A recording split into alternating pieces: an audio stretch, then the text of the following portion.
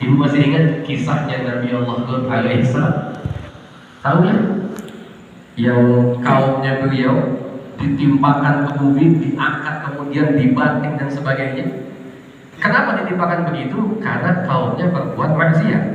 Apa maksiatnya? Menyukai sejenis, homo, lesbi, dan sebagainya. Tapi ketika ditimpakan musibah, itu semuanya kena. Baik, yang diazab sama Allah apa cuma yang buat maksiat doang? Enggak. Karena dalam sejarahnya itu ada istrinya Nabi Lut. Istrinya Nabi Lut, beliau nggak homo, nggak lesbi, tapi beliau mendukung. Akhirnya pun ditimpakan sama Allah musibahnya. Jadi yang namanya kemaksiatan bukan cuma yang berbuat maksiat, termasuk yang mendukung pun akan sama terhitung maksiat di sisi Allah Subhanahu wa Ta'ala. Ini yang kita sedih. Karena mohon maaf, kalau sudah nongol entah di TV atau di YouTube, itu jangan kaget, nanti setelahnya akan ada yang ngikutin. Karena mereka merasa, oh ternyata selama ini kok sembunyi-sembunyi salah. Buktinya dia diundang, buktinya dia bebas kok ngomong kayak begitu, buktinya dia nggak malu kok ngakuin dia kayak begitu. Kenapa kamu mesti malu? Itu penyakitnya nanti. Sekarang saya tanya ibu, banci banyak? Banyak ya? Dulu banci ngumpet, kalau sekarang banci bukan tanah, banci kondangan malah sekarang. Iya. Dalam Islam ada banci nggak? Ada khulfa namanya. Cuma banci dalam Islam, khulfa itu satu manusia dengan dua jenis kelamin. Itu loh. Jadi ketika dia lahir ada dua kelaminnya, kelamin laki, kelamin perempuan. Nah tugasnya orang tua perhatiin itu anak. Waktu berjalan mana yang aktif, yang lakinya atau yang perempuannya? Kalau yang lakinya ya sudah dia itu laki. Kalau perempuan ya dia perempuan. Nah zaman kita saat ini banci yang dimaksud laki jadi perempuan. Ini bukan banci, namanya jadi-jadian manusianya. Maria. Saya tanya sama ibu, pernah lihat nggak banci kampanye? Pernah lihat? Ada banci ngomong, woi jadi banci yuk, ada begitu? Banci nggak pernah ngajak di TV, tapi wujudnya banci di TV itu banyak ngundang anak-anak jadi kepengen kayak terbayar. Cuma kadang-kadang kita juga sih punya teman banci, bukan diingetin, dibercandain dulu, digodain dulu, akhirnya nggak sadar-sadar itu banci. Ya. Makanya subhanallah ya, kita ini kalau kata Allah bahkan dalam kitab dijelaskan manusia itu hayawan natik, manusia itu hewan yang bisa ngomong. Ya. Jadi kita itu sama hewan nggak beda, kecuali kita tahu mana yang baik, mana yang halal, mana yang. Jadi kalau manusia nggak bisa bedain mana yang halal, mana yang haram, maka manusia tersebut sama kayak binatang. Siapa yang bilang? Saya. Ada yang tersinggung? Bukan saya yang ngomong. Siapa yang ngomong? Allah. Ulaika kala an'am. Mereka bagaikan binatang. Bahkan kata Allah, balhum Allah, bahkan mereka lebih sesat dibandingkan dengan binatang, lebih hina dibandingkan dengan binatang. Ya. Ini yang kita sedih. Justru makanya ada anak muda yang menolak, kayak kemarin kejadian lagi kan, lagi-lagi terjadi Nabi Muhammad dinistakan namanya di Indonesia. Bagaimana dinistakannya? Ada satu tempat, apa sebutnya, kafe, bar atau apalah gitu. Dia bikin promo bahwasanya barang siapa yang namanya Muhammad entah dapat diskon atau dapat gratis minuman alkohol, jahat ke mereka. Nama Muhammad suka nggak suka nggak bisa hilang, identik dengan nabinya umat Islam. Jadi selama ini kalau ibu ketemu cucu yang namanya Muhammad itu mengadopsi daripada nama mulia baginda Sayyidina Muhammad. Bayangin, di tengah-tengah umat Islam mayoritas, nama Muhammad dipakai buat promosi minuman keras. Yang sedihnya, ketika ada umat Islam yang ingin menolak, umat Islam menentang, yang ngebelain itu tempat umat Islam juga, itu bangsatnya umat Islam juga. Yang demikian itu deh, orang rajanya. Nabinya dihina sedikit pun gak ada punya rasa kesel dia. Makanya sedih kita lihat umat Islam kayak begini. Sebentar lagi masuk Idul Adha. Percaya gak percaya, husnudzon gak suudzon. Tapi begitu mau masuk syiar agama Islam, penyakit datang lagi. Betul ya? Minggu ini ada info COVID naik. Kemudian Idul Adha biasanya umat Islam motong hewan sapi sama, tiba-tiba sapi kambing kena penyakit PM, penyakit mulut dan kuku. Ya. Bahkan kalau saya nggak salah ada yang mengusulkan katanya bagaimana kalau hewannya diganti. Lo mau ganti pakai apa? Cicak.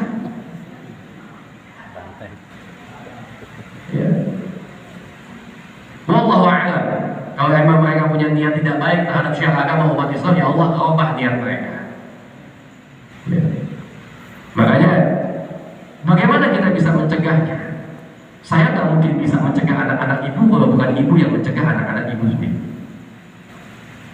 Karena sekarang kalau Ustadz sampaikan kepada anak-anak ibu, kalau urusan agama, omongan Ustadz kampung meskipun gak terkenal itu lebih wajib dipakai dibandingkan dengan omongan artis yang berbelajar agama.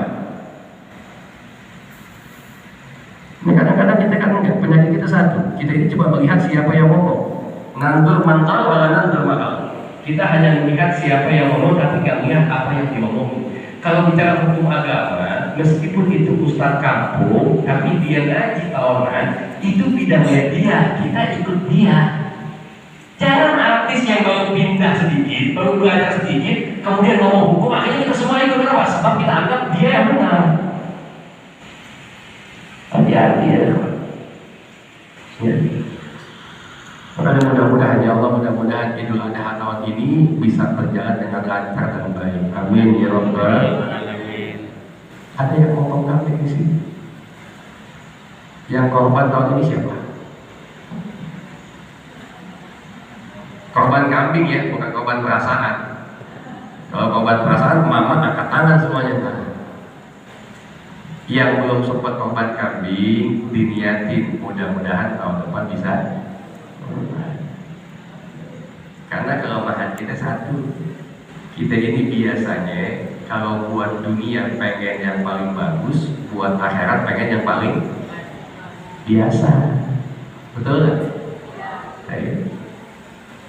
Bu, kalau ibu dikasih emas 10 gram sama 1 kilo, pilihnya yang mana? 1 kilo ya? Betul ya? Kenapa ibu beli emas 1 kilo? Karena 1 kilo lebih bagus dibandingkan dengan 10. Tapi ketika kita buat ibadah, Allah ngasih ibadah yang paling bagus sama ibadah yang biasa. Kita ngambilnya yang mana? Hah? Paling bagus? Yakin? Baik, begini. Satu ketika misal besok mau korban, ibu beli kambing. Ibu datang ke tukang kambing, nanya harga kambing berapa. Kemudian tukang kambing jawab harganya ada 3 bu, 3 juta, 4 juta, 5 juta. Yang ibu beli yang berapa?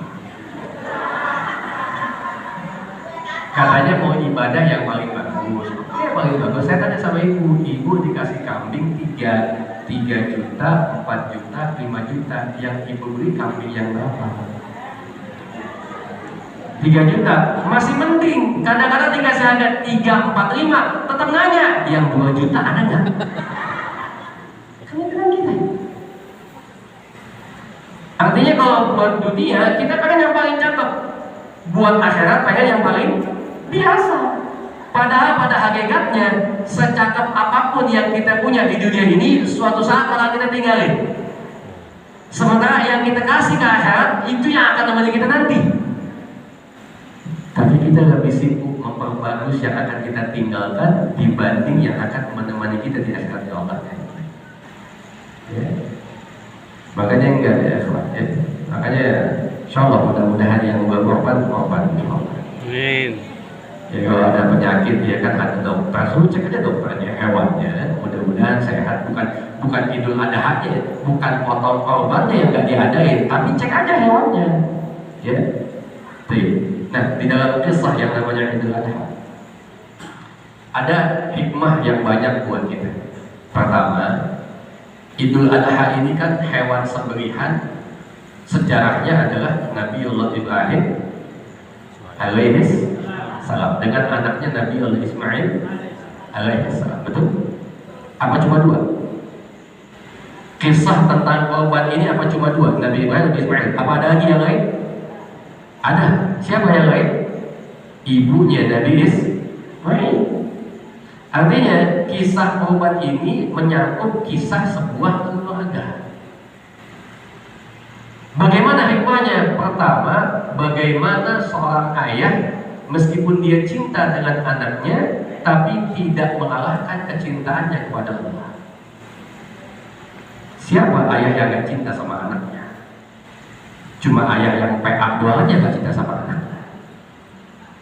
Tapi kalau ayah otaknya lompong, dia bakal cinta sama anaknya. Bahkan kita sebagai orang tua itu mungkin lebih memilih biar saya gak makan asal anak yang itu hantu. Bahkan ibu-ibu kalau anaknya sakit itu suka berdoa sama Allah, ya Allah pindahin penyakitnya kepada saya, biar saya yang sakit asalkan dia yang itu. Hebatnya orang tua, kecintaannya kepada Masya Allah. Tapi kisah korban ini mendidik kita, secinta apapun kita kepada anak, jangan lupa kita harus lebih wajib mencintai Allah. Nabi Ibrahim cinta kepada Nabi Ismail, tapi ketika Allah perintahkan Nabi Ibrahim untuk potong kepala Nabi Ismail, Nabi Ibrahim tetap menjalankan itu karena beliau tahu saya cinta kepada anak saya, tapi saya lebih mencintai Allah pencipta saya. Itu ujiannya Masya Allah. Makanya dalam ayat Qur'annya, ya bunayya inni ara fil manami anni atauka fanzur madza tara. Wahai anakku yang aku cintai, dalam mimpiku aku mendapatkan perintah dari Allah untuk menyembelih kamu. Bagaimana pendapatnya? Bagaimana pendapat? Syuf, yang pertama, seorang bapak yang baik, dia akan mencontohkan hal-hal yang baik buat anaknya. Makanya jadi bapak yang baik. Kelemahan kita kalau berdoa sama Allah, kebanyakan hanya minta, ya Allah jadikan anak kami anak yang soleh, dan kita lupa untuk mengucap doa sama Allah, ya Allah jadikan saya juga sebagai orang tua yang soleh dan soleh. Itu yang kita lupa. Sehingga anaknya dituntut soleh, orang tuanya belum tentu. Tapi Nabi Ibrahim dengan contoh yang baik, apa hasilnya? Anaknya ikut beriman kepada Nabi Allah Ibrahim. Ketika diajukan pertanyaan kalau bapaknya bakalan motong kepalanya, apa jawab anaknya? Ya abadi if'al ma tu'mar.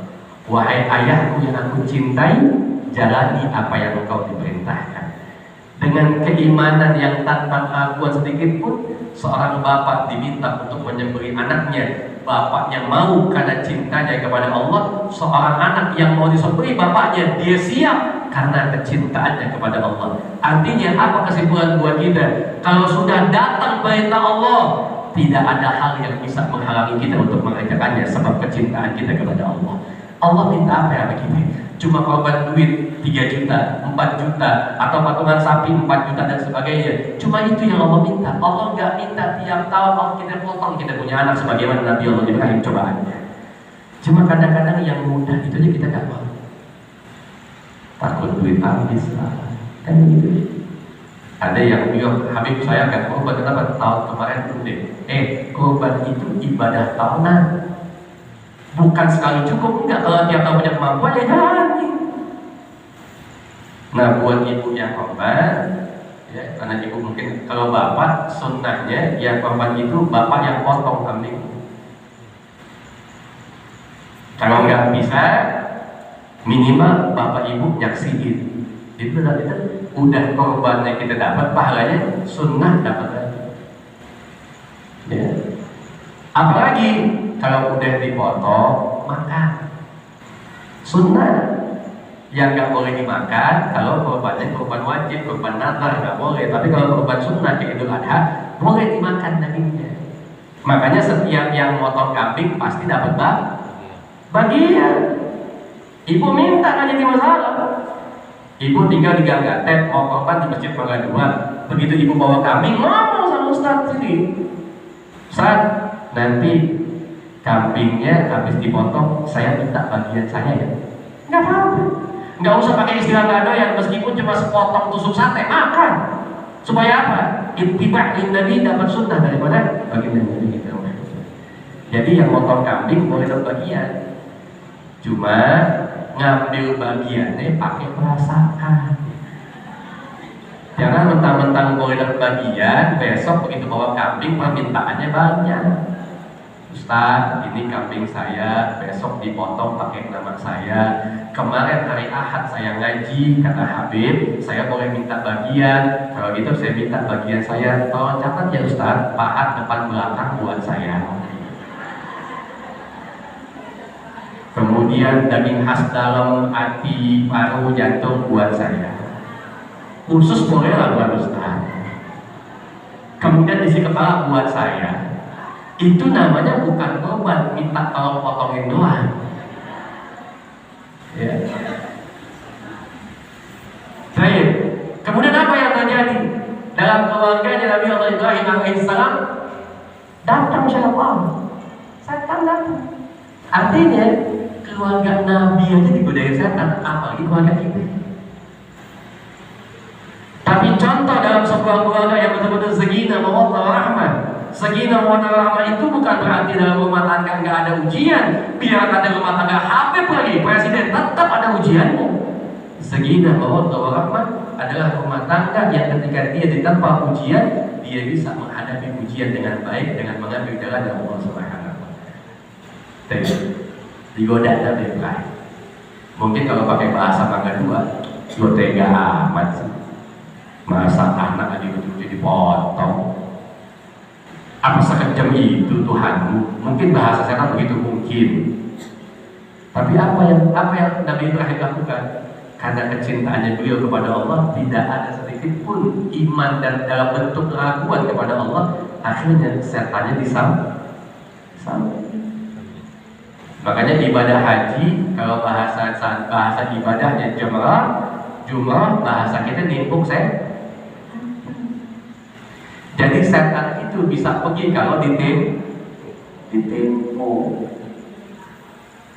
Makanya ibu kalau tengah malam ketemu setan, tipu. Setannya siapa? Lagi mabuk, ya. Setan juga, cuma bentuknya wujud manusia. Ibu mau ngaji, pokoknya begini, prinsip setan itu, ya, simpelnya setan itu yang tidak demen ketika kita berbuat kebaikan. Itu simpelnya. Kita mau sholat, ada yang godain, berarti yang godain siapa? Ibu mau ngaji, ada yang godain, berarti yang godain ibu siapa? Kenapa dianggap setan? Karena dia gak demen kita mau ibadah. Jadi ibu begitu berangkat ke Mangga 2, ketemu teman, mau kemana? Mau ngaji, udah ikut gue yuk kita ke Mangga 2, mau pasar pagi ada barang diskon murah.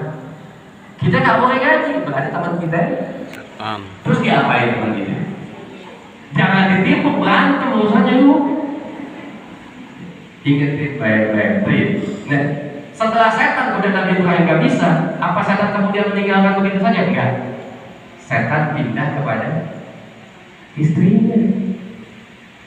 Bagaimana perasaan seorang ibu yang melahirkan, kemudian sudah susah payah cari minum sana sini nggak dapet, sampai akhirnya ketemu tetangga, udah mau gede, kemudian anaknya mau dipotong sama bapaknya, digoda supaya ibunya nggak kuat. Tapi subhanallah, ibunya Nabi Ismail kuat, ambil batu timpuk setannya kan pergi. Apa setan putus asa? Enggak, setan pindah kepada Nabi Ismail. Apa kesimpulan buat kita? Itu adalah rumah tangga kita. Kadang-kadang ada setan godain suami, suaminya kuat, tapi belum tentu bininya. Ibu mungkin gak mau berbuat maksiat, betul? Tapi ibu belum tentu bisa mencegah anak untuk berbuat maksiat, untuk tidak berbuat maksiat. Belum tentu. Kenapa? Godaan kita di anak. Ibu ninggalin sholat, saya harus sholat, ibu gak berani. Betul? Tapi berapa banyak ibu yang diam ketika anaknya gak sholat?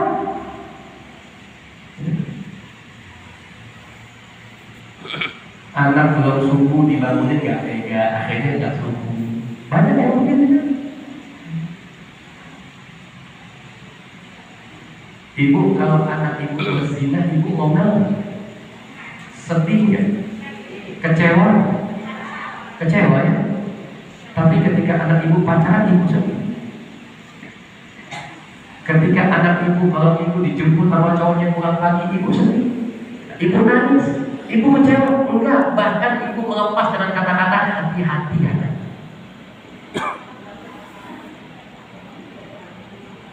Betul? Ibu tahu pintu masuknya perzinahan itu apa?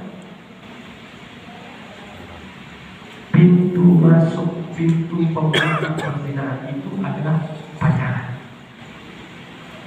Jadi ketika ibu mengizinkan anak ibu pacaran, ibu sudah mengizinkan secara tidak langsung anak ibu untuk berbuat zina kepada kita. Pernah sadar ya? Kenapa enggak? Karena kita anggap itu sudah hal yang biasa di dalam anak. Makanya hati-hati saya bilang, karena dosanya anak, dosanya kita. Dalam Quran dijelaskan inna ma'amalukum ma'amalukum fitnah. Anak-anak kita ujian kita. Ujian, pokok uji kita anak-anak kita. Makanya bapaknya kuat, ibunya harus kuat. Ibunya kuat, anaknya juga harus kuat. Permasalahannya, bagaimana bisa mendapatkan keluarga yang kuat? Satu jawabannya, seorang suami didik istri dengan agama, seorang istri didik anak dengan agama. Ternyata kunci keselamatan keluarga kita adalah agama, yang saat ini sudah banyak ditinggalkan. Coba nanti ibu pulang, ibu cek anak-anak ibu yang udah bisa baca Quran siapa aja, yang belum bisa siapa aja. Kadang-kadang ada orang tua sampai anaknya udah kawin gak bisa baca Quran, cuek. Apa kita nggak takut dimintai pertanggungjawaban nanti di mata Allah Subhanahu wa Ta'ala?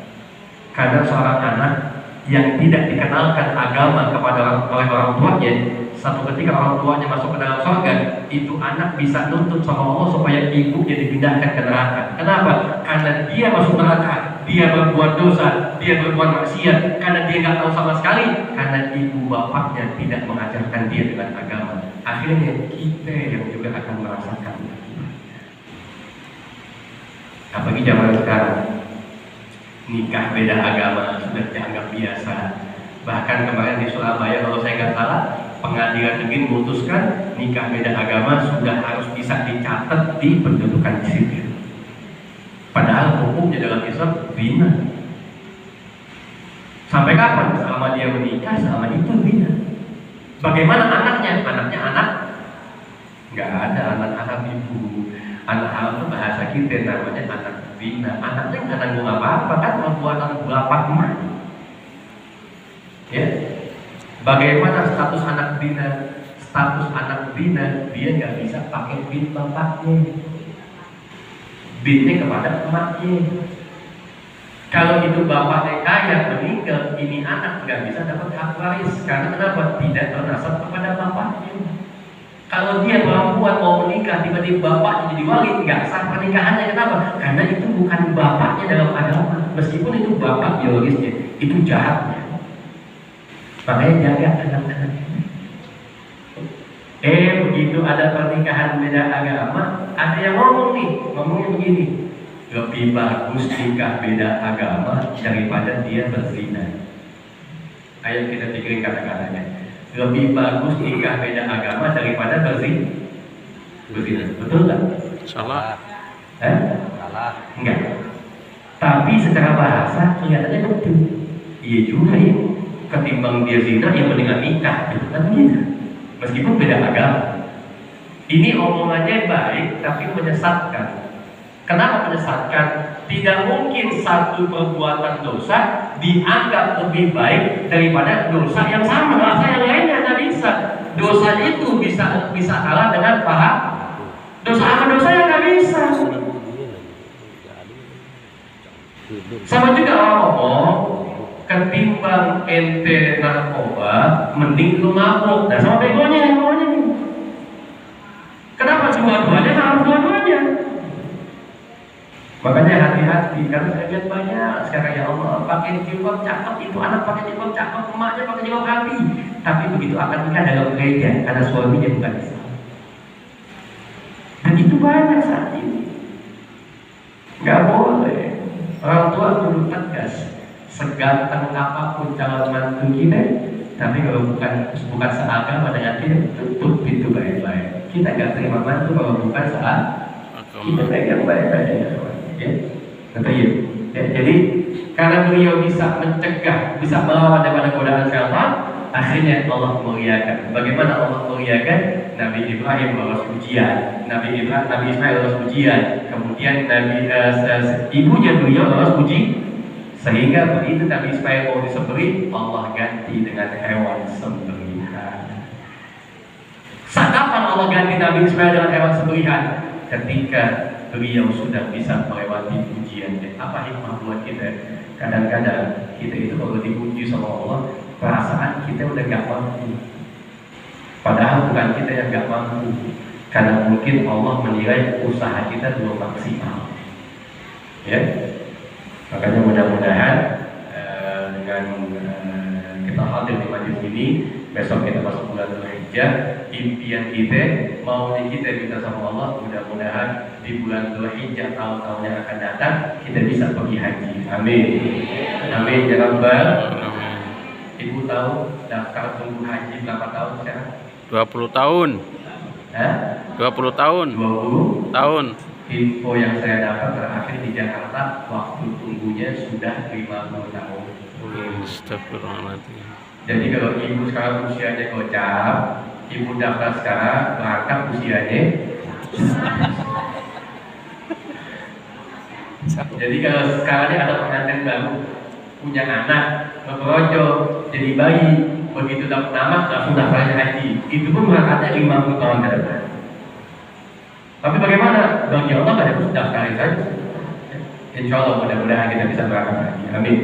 Baik, sebelum saya tutup, saya akan baca suratul Fatihah. Karena bicara haji, saya masih ada jamaah yang sampai saat ini belum bisa berangkat haji karena visanya belum keluar. Ya. Jadi kita kalau mau ke Saudi mesti pegang visa. Ini haji biasa sudah berangkat, haji plus sudah berangkat, yang visanya belum keluar. Infonya se-Indonesia belum ada yang berangkat, yaitu haji Furodah. Haji Furodah itu yang daftar tahun ini, berangkat tahun ini nggak pakai ganteng. Mudah-mudahan jamaah kedua bisa berangkat haji Furodah semua. Nggak pakai ganteng, insya Allah. Mau tahu biayanya? 250 juta. Oh, bagi Allah nggak ada yang mustahil, betul. Yang hari ini miskin besok kaya ada, betul. Asal kita yakin kepada Allah.